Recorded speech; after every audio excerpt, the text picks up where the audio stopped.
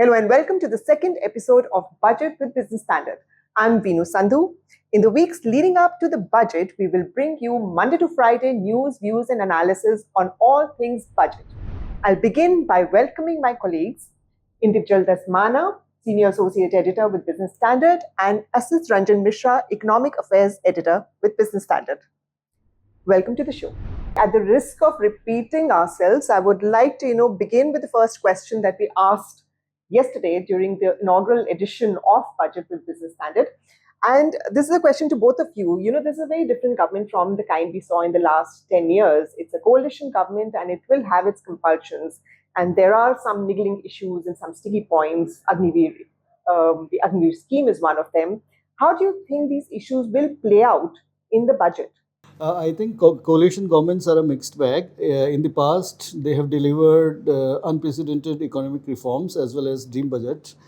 But they have also come out with a notorious retrospective amendment to Income Tax Act, as well as fiscal consolidation going awry due to not withdrawal of stimulus package in a timely manner. So it's a mixed bag. There will be pulls and pressures on this government also, but they can still be on fiscal consolidation path as well as review Agniveer as well as agree to the demands of the coalition government. Yeah, so obviously this is a coalition government, but I think it's quite a different kind of coalition government, unlike in the 90s, where none had this kind of numbers. At least BJP had significantly larger numbers than its coalition partners. So it will always continue to dominate in policy making. Having said that, these are significant states, Bihar and Andhra Pradesh, and they have their demands, state-specific demands. And until and unless the central government, till the time the central government listens to them, to their demands specific to the states, I don't think there will be any major challenge. And when it comes to the budget, I think there will be some reflection on some kind of package or some more allocations to Bihar and Andhra Pradesh in the budget. Both of you talked about a mixed bag kind of a thing, and you talked about a reflection of voices of the two coalition partners and the states and all.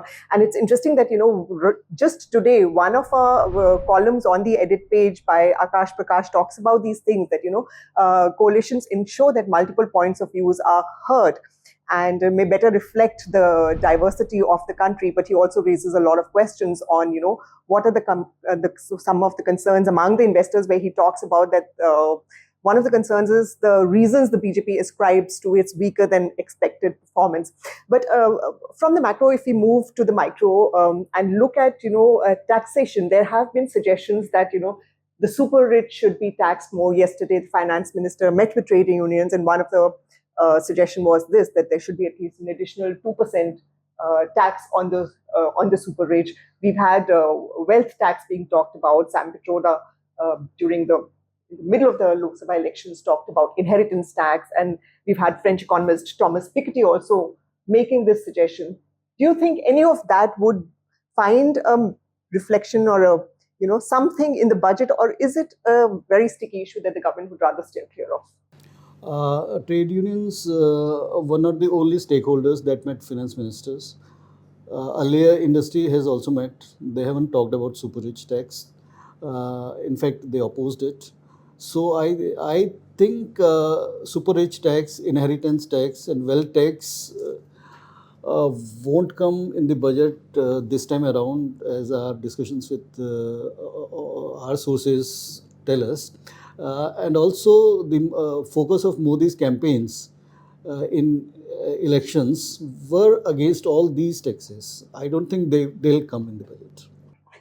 Since you spoke about the subject of taxation and you also spoke about what you're hearing from your sources, will there be more relief for the taxpayer this time? I think relief may come through new income tax regime, which government wants to popularize. and in due course, it may be the only regime. So relief may come there. Currently, threshold for income tax exemption under new tax regime is 3 lakh. That could be raised, or 7.5 lakh is the rebates are given till 7.5 lakh. That could be raised, but I don't think that relief will come for the upper tax slab. I'll come back, on the previous question on the wealth tax. What we forget is even at present, for people with income more than 1 crore, there is a surcharge, right, individual? So there is the rich are already taxed at a higher rate, even at present. But in the past, the wealth tax, which has been discontinued, it was not successful. The collections were around 20 crore, and it was a huge administrative burden. And the government of that time rightfully discontinued it. So I don't think we have got our learnings from that. I don't think any government, at least this government, will repeat that. On the tax relief, yeah, I agree with the individual. There could be some tax relief at the lower slab and at the middle slab. That's what our sources also have been telling us. What about something like the old pension scheme and the new pension scheme? We constantly see a tug of war between the two. It also became like a election issue where some of them said that it will come back, we will bring it back, and all. What about a tug of war of that on that? Is it like a done deal?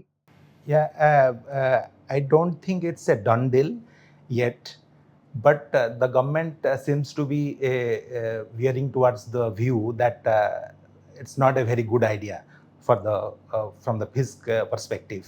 There is a committee under the finance secretary Somanathan, and apparently it hasn't submitted the report.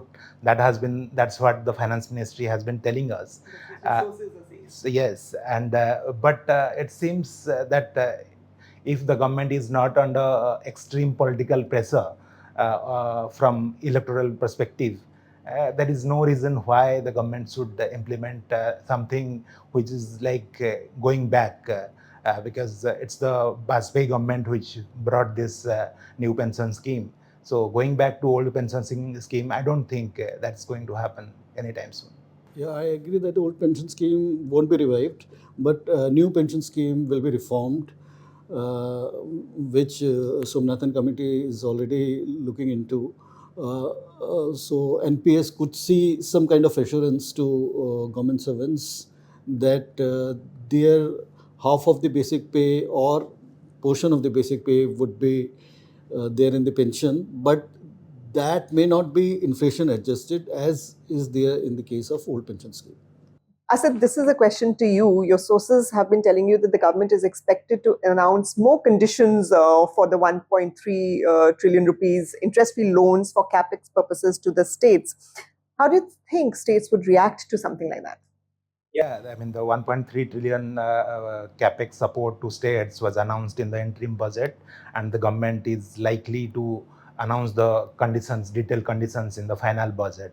I mean, obviously, states will not be very happy with that. I mean, it is expected that for the tourism, the government will provide more support to states for a tourism infra, but with conditions.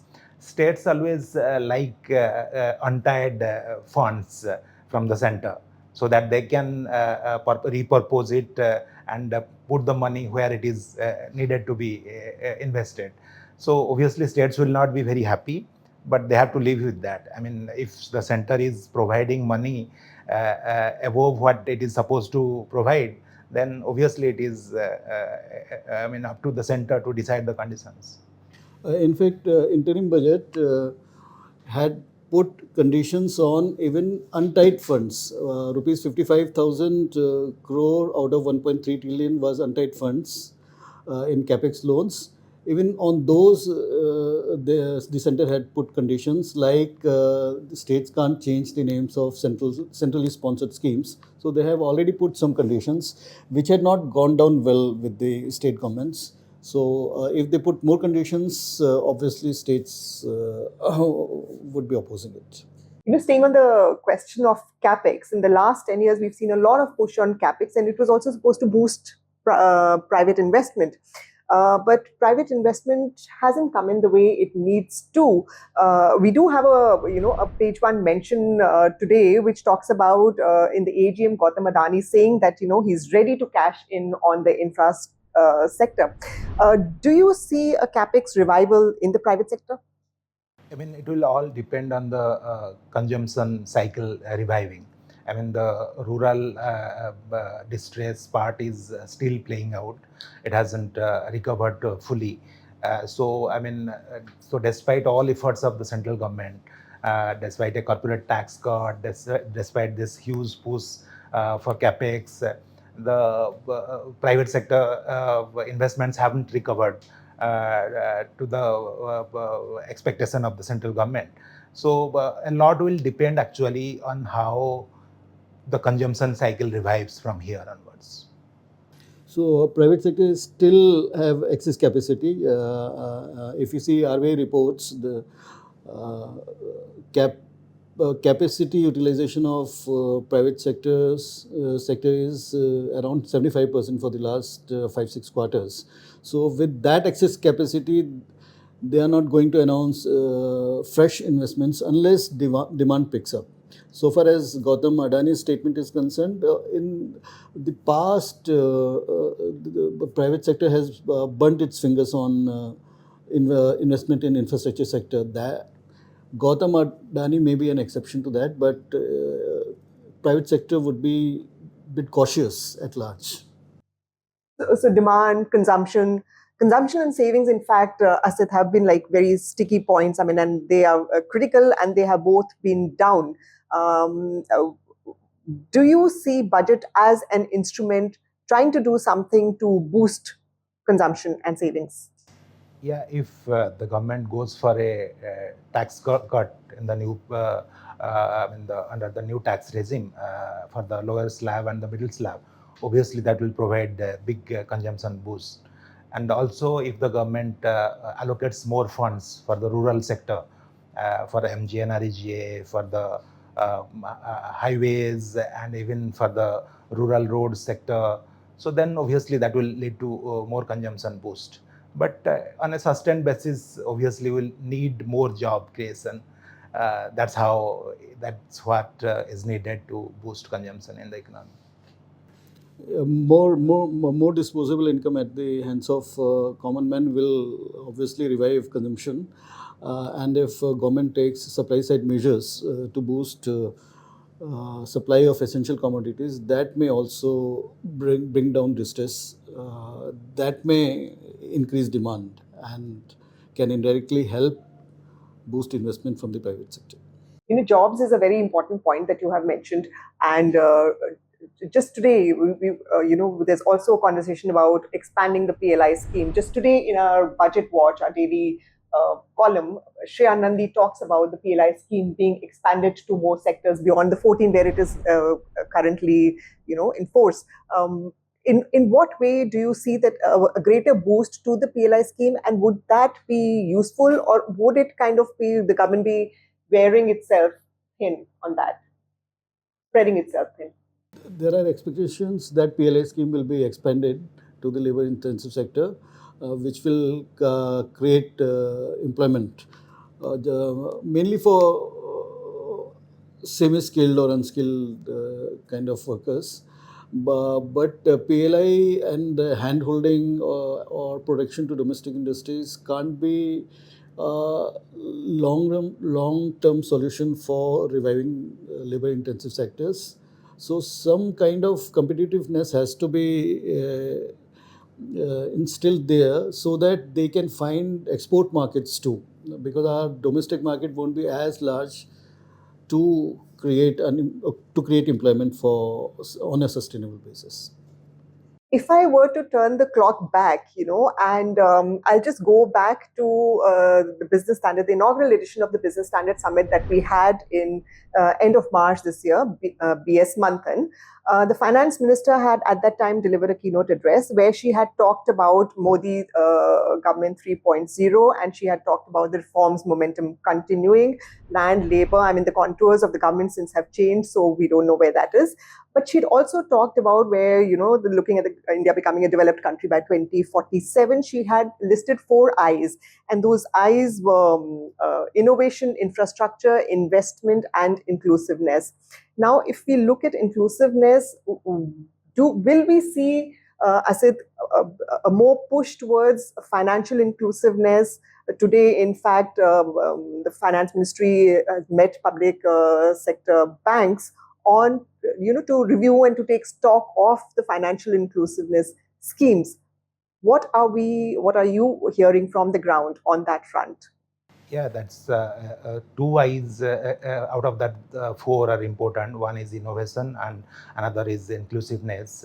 On innovation, the interim budget had mentioned that the government will create a 1 trillion rupee fund for to encourage innovation in the private sector, and it will be a either interest free or low interest loans. So the government will again announce the conditionalities in the final budget. So that's a big push, giving 1 trillion to the private sector to encourage innovation. And on inclusiveness, I guess, yes, the government will again go for higher lending to the priority sectors, to the MSMEs. I mean, a lot of officials, including the deputy governor of RBI, has in today's paper has mentioned that it's a concern that MSMEs are not getting the kind of loans that there should be. So I believe the government will make more announcements in the budget. We're completely out of time, and my producer over there is just pointing towards his watch. But before we just go quickly, would you want to add to that, individual? Yeah, I think innovation and inclusiveness, the budget will focus on, as the interim budget has already allocated fund for innovation, and they may have to review inclusiveness, financial inclusion, in the sense that opening an account, say through Jan Dhan Yojana, is not the only thing. They have to make it sustainable for the masses as well. So they have to review those schemes. Thank you so much, individual, and thank you so much, Asid, for that wonderful discussion. And thank you so much for watching. We will be back again tomorrow with more. Stay tuned.